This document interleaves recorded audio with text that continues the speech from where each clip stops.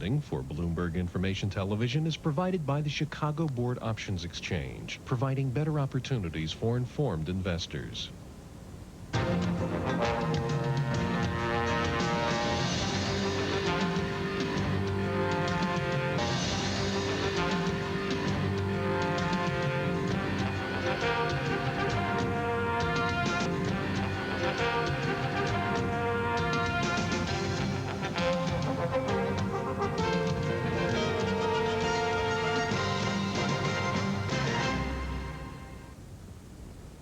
I'm Denise Pellegrini with a look at world and U.S. news this hour. With a smile on his face and an air of exhaustion in his voice, President Clinton announced he'd wrapped up years of negotiations with the GOP on a deal to balance the budget. Like Americans of all political views, I have been deeply committed to this, but I wanted a balanced budget with balanced values. I believe we have got it today. The president hailed the agreement for fulfilling his goal of increasing education spending by its largest amount in 30 years. The Republicans hailed that deal as well, saying it's proof they're keeping their promise to balance the budget and reduce taxes. Senator Trent Lott spoke to a crowd of happy lawmakers at the Capitol.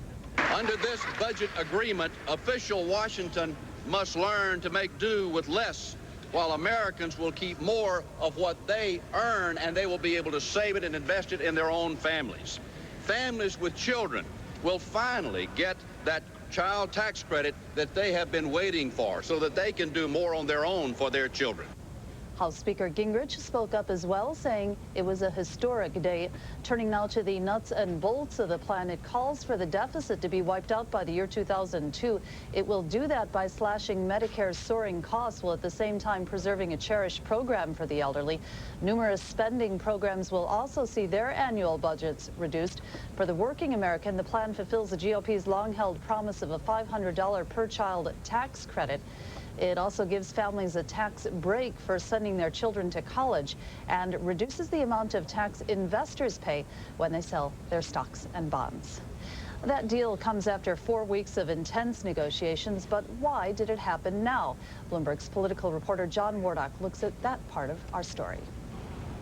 This balanced budget deal, brokered by both ends of Pennsylvania Avenue, happened because each major player involved had his own personal agenda. For President Clinton, he's already thinking about his legacy. There's one simple reason why Bill Clinton pushed for this balanced budget deal. It's called history. Bill Clinton understood that the hourglass was running out on the time he had in his second term to make history. As for the congressional leadership of Senate Majority Leader Trent Lott and House Speaker Newt Gingrich, the reasons are a bit more complicated. For starters, Republicans are trying to avoid a do-nothing image. 75% of the American public feels that the Republican leadership of Congress is not getting enough done, which is a much higher level than is against the president.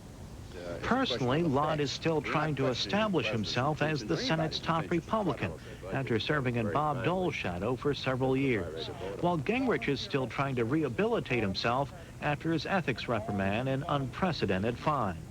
Then there's the ghost of government shutdowns past.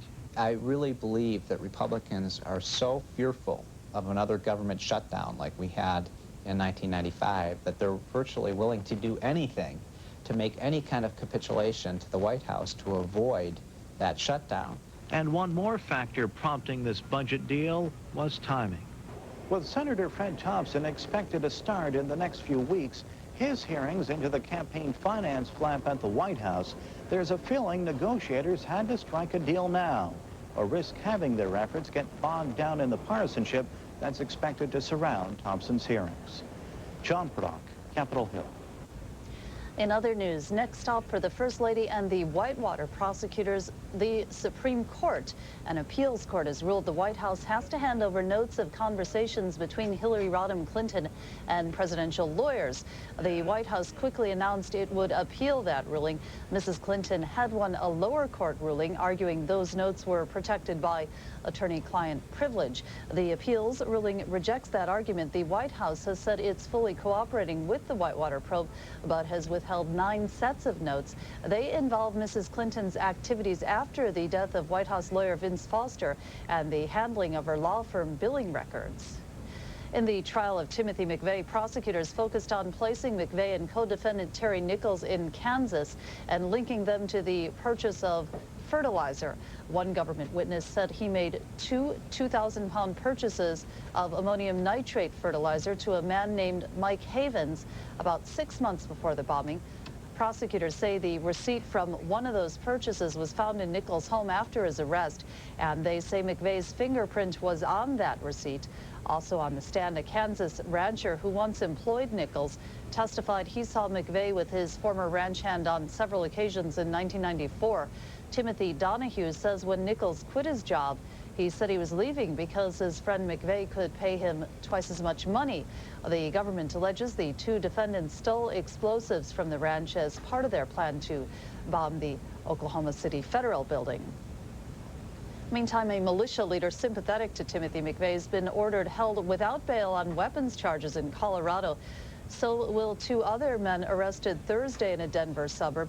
Bail hearings have been set for next Tuesday. The FBI says it seized automatic weapons and other explosives at the house the men were renting. One of the three was handing out material outside the Denver courthouse on the first day of the Oklahoma City bombing trial. There was an unexpected development in the standoff with a group of separatists in Texas. One member of the Republic of Texas left the group's trailer and was promptly arrested. Robert Scheit was exchanged earlier this week for a couple who had been held hostage by that group. Before Scheit was arrested, police thought there were 13 people holed up. But based on information Scheit gave them, police now say that number is just 7. When he was arrested, Scheit apparently was carrying a package of documents exchanged several times over the last few days between authorities and the secessionists. Russia says some progress has been made in the latest round of talks on a charter to resolve Russian security concerns over NATO expansion. Secretary of State Madeleine Albright stayed in Moscow longer than expected for another meeting with Russian leaders. The U.S. wants to get Russian approval for NATO's plans to accept former East Bloc states. Albright's talks also included a phone conversation with Boris Yeltsin. Secretary Christopher will follow up on the discussions. Hello, my name is Boris. 25,000 BRC, 7 age, best turns in a book. Okay, thank you. We began a relationship almost 3.5 years ago. Their support for his return until now.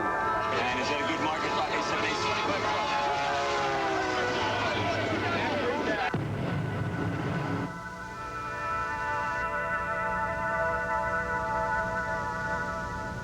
Welcome back. The Washington, Jefferson, and Lincoln memorials now have some company. The Franklin Delano Roosevelt Memorial has taken its spot beside the others. It's a tribute to the nation's longest-serving president. President Clinton dedicated that memorial, calling FDR the greatest president of the century. As has been said, FDR actually wanted no memorial. For years, none seemed necessary. The America he built was a memorial all around us, from the Golden Gate Bridge to the Grand Coulee Dam, from Social Security to honest financial markets, from an America that has remained the world's indispensable nation, to our shared conviction that all Americans must make our journey together. That memorial sits between the Potomac River and the tidal basin in the capital. In Britain, the country's new prime minister and his family moved into their new home, 10 Downing Street. Tony Blair pledged to bring together the United Kingdom. Daryl Hutchinson reports. We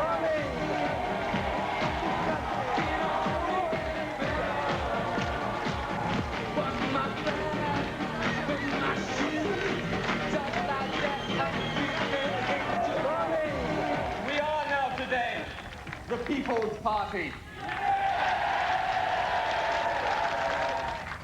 So, right, okay, we lost. So we... Go on, John.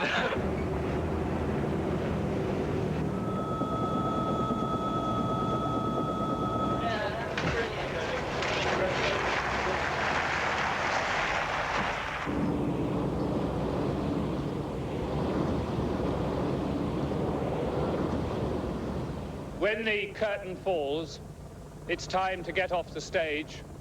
And that is what I propose to do.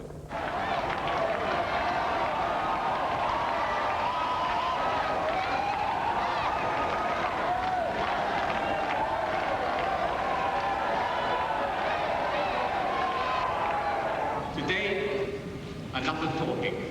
It is time now to do. Thank you.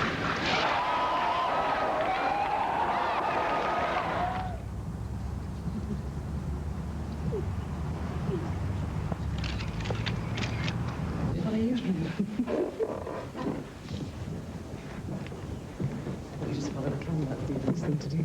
I'm walking to that one. Yeah, no problem.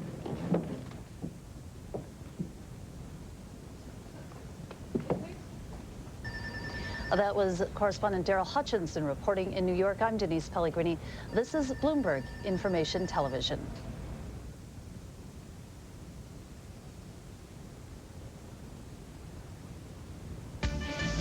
Business news is coming up next. Plus, we'll have a lifestyle feature report. Stay with us.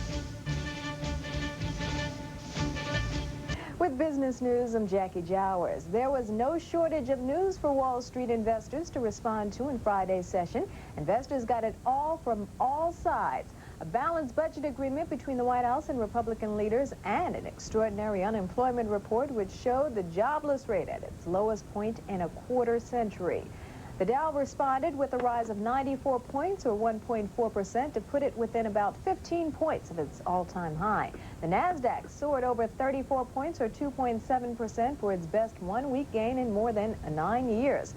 The jobs report released Friday morning showed a rise of 142,000 jobs in April. That number was weaker than expected. But the portion of the report that really caught people's attention was a major drop in the unemployment rate of 4.9%. Analysts were expecting the unemployment rate to come in unchanged at 5.2%. The balanced budget agreement was good for stocks and bonds as well, because it means that the government will have to borrow less, which could drive down interest rates.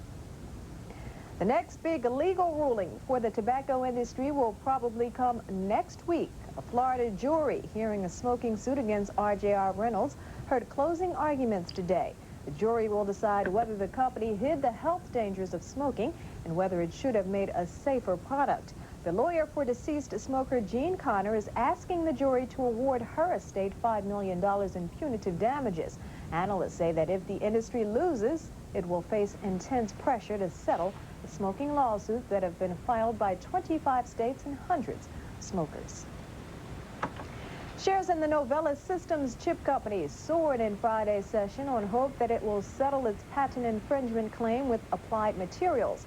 Applied Materials is the world's largest maker of chip manufacturing equipment, and Novellus was found to have infringed on the company's patents. Investors are encouraged by the fact that Novellus appears willing to settle as opposed to fight the charges.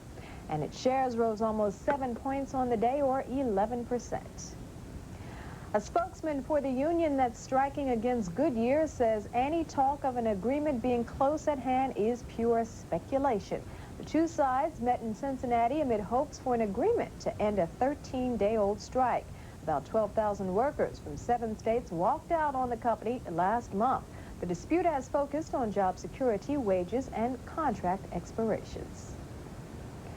Some 13,000 unionized Caterpillar employees have been working without a contract for 6 years now, and negotiations have been stalled for a very long time. So the federal government is stepping in and ordering a brand new round of meetings that will hopefully lead to a new round of talks. The two sides will meet separately with federal mediators. The time and place for the meetings has yet to be announced. Monday is going to be a huge day in the history of American Airlines. The airline's pilots have been voting on a proposed contract for weeks now. And on Monday, the votes get tallied up and the fate of the contract will be sealed one way or the other. A group of pilots opposed to the contract went to court this week to block the implementation of the contract if it passes. The pilots want a brand new round of voting because they say they were not allowed to campaign against the pact on company property. They say they will drop the challenge if the contract passes overwhelmingly. The site of the world's worst nuclear reactor accident ever could soon be up for sale. The GPU organization says it will consider a sale of the 3 Mile Island nuclear power plant. This follows the company's announcement last month that it might sell its other nuclear plant, New Jersey's Oyster Creek nuclear facility. The government is slapping a hefty fine against Chrysler because some of its pickup trucks failed to meet federal standards. The government is fining Chrysler $140,000 because the trucks violated federal standards for fuel leakage. The standards are designed to limit the possibility of a fire in a crash. This is the fourth largest civil penalty ever levied by the government for violation of a vehicle safety standard. The government said the fine was so high because it was the second time in recent years that Chrysler pickups failed to comply with the standards. Finally, Packard Bell NEC says it plans to enter the computer workstation market by the end of the year. This is Bloomberg Information Television. I'm Jackie Jowers. This is Lifestyles, and I'm Annie Bergen. Coming up, New York gets a mini theme park. But first, John Kennelly is here with his insight on sports. John. Thanks, Annie. Imagine a doctor entering a patient's room, and in as grave a manner as you might expect, the doctor says, "Son, we've looked at the pictures and studied the cultures, and it appears you have tuberculosis." And imagine the patient heaving a sigh and whispering, "Thank God." Essentially, that's what happened to Jason Isringhausen, number 44, pitching. He appeared to have nothing going for him but bad luck. He was to have been one of the pitching phenoms of the Mets. He and Bill Pulsifer and one or two more. As rookies 2 years ago, both were impressive. Then came the sophomore jinx. And last year, shoulder surgery followed, and Isringhausen was pitching for Norfolk this spring. After one lousy performance, he punched a plastic garbage can, broke a bone in his hand. Lousy luck. But what a talent. And with the number 44, you would expect that he's going to hit home runs, right? He did, and he does. About 10 days ago, Isringhausen was complaining about the flu. It persisted. The Mets brought him to New York for tests. And since then, he's had scopes down his throat and pictures of his chest taken and cultures made and studied. And finally, the doctor told him, "We think you have tuberculosis. We do not think you have cancer." Imagine the tonnage that was lifted from the back of Jason Isringhausen at that point. But I expect he's probably also wondering, why me? TB? An athlete in good physical condition?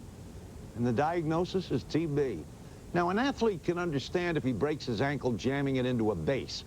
He can understand being spiked or being hit by a line drive or a hanging curve. But most, if not all, of another season is going to be lost to Jason Isringhausen because of something like tuberculosis? Well, as it turns out, TB hits some 20,000 Americans every year, but it's treatable and it's curable. I remember Red Schoendienst of the Cardinals getting TB, and he came back to play again and coach and manage. But at age 24, Isringhausen is probably wondering at least a little bit, why me?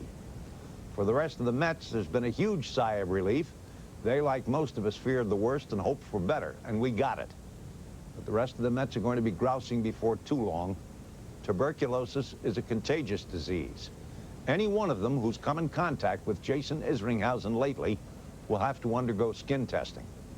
But it's okay. Most ball players are never happier than when they're complaining. I'm John Kennelly. Now here's Annie again. Thanks, John. Patrick Swayze and two movie crew members were slightly injured while shooting a chase scene in California. Their vehicle flipped over. They were working on the film Letters from a Killer when the vehicle sped through a farm field near Sacramento. A local television station says Swayze and a cinematographer had cuts and a stunt coordinator was splashed in the face with gasoline. The station says that Swayze left the field with a bandage on his right elbow. Jerry Lewis has reached agreement with Touchstone Pictures for a remake of his 1961 comedy, The Errand Boy. Variety says Lewis will be the executive producer as well as a consultant, and he has a deal in place to play a role in the film. The producers are looking for a leading man, though, to play the role originated by Lewis. Lewis portrayed a gopher at a Hollywood studio who turns the place upside down until he's discovered and hired as a comic rival to the real-life Jerry Lewis. Pet health care providers are sounding like dentists. It's not exactly brush twice a day and see your veterinarian once a year, but it's pretty close. Allison Schaefer reports.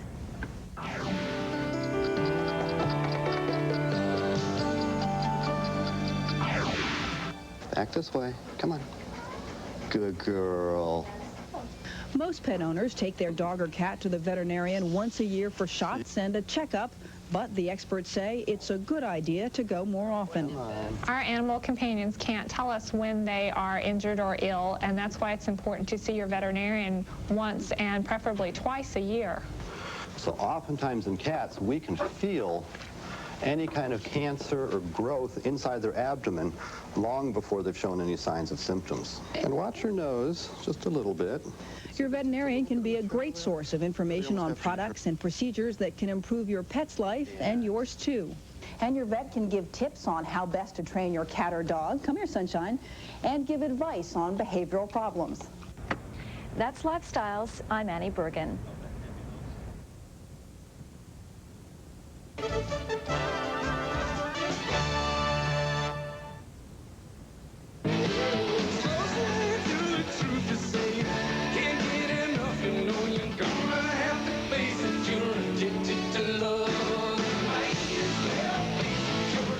Joining us today is the man in front of the dark-haired beauties and the brains behind it.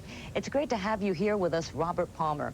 I always wanted to be one of those girls the producers wouldn't let me dress in black, but they gave me big red lips. The mannequins. The mannequins. Mm-hmm. They were lovely, and I think people really loved that video. Yes, but you're a lot more animated, and you seem to have some personality. They are essentially, the air was let out of them afterwards, and they were put back in the box. You called them and put them... Yes, and I think that obviously now they're going to be all married with children. They probably are. You were saying earlier that they're probably... 85, maybe? 85, That's that hit, yeah. That's great. Now, you became better known in the States with Addicted to Love and Riptide. But what many of your fans don't know is that your career really spans 25 years. Mm-hmm. Well, one of the nice things about that is that in different areas, different songs of mine will capture the public's attention. Mm-hmm. So I've just followed that wherever it's gone and tried to avoid painting myself too much into a corner stylistically, mm-hmm. so that I can keep going and keep exploring new musics, because otherwise, you know, I think every listener, their taste changes with time. Mm-hmm. So I don't want to be going around in circles. Because we're all evolved. Yeah, yeah. Now, your music style varies, which is kind of what we're talking about. Yeah. You're not only a rock persona or a pop persona. We've heard you perform from funk to pop to jazz, bossa nova, you name it. In other words, what's called world music. Is that why maybe you weren't as recognizable a name before Riptide? Well, yeah. My old record company had a great deal of difficulty with that, because I'd release one song and it'd be successful commercially, and then the next thing that I would offer would be completely different, and say that there's no continuity here, we can't tie it together. I mean, we all mature and our tastes do change, you know, and we want to explore different areas, mm-hmm. and I think that's what you help us do. You kind of dropped out for a while there before Riptide, and you were playing with Power Station. Yeah. Part of Power Station, which was an unexpected success. Yeah, it's 12 years ago, yeah. But you decided to continue going at it solo. You wanted to be Robert Palmer, and thank God for that. Yeah, not being a band mm-hmm. gives me the freedom to, if I want to express something tender and romantic, I bring in the strings and do it that way. I don't try to homogenize everything to be a Robert Palmer sound in particular. Or if I want to do something raunchy, maybe it's a heavy metal tune. And not being a band gives me that freedom. Strangely enough, though, you mentioned the Power Station. I've just finished a new record with them. I said just finished, maybe 9 months ago.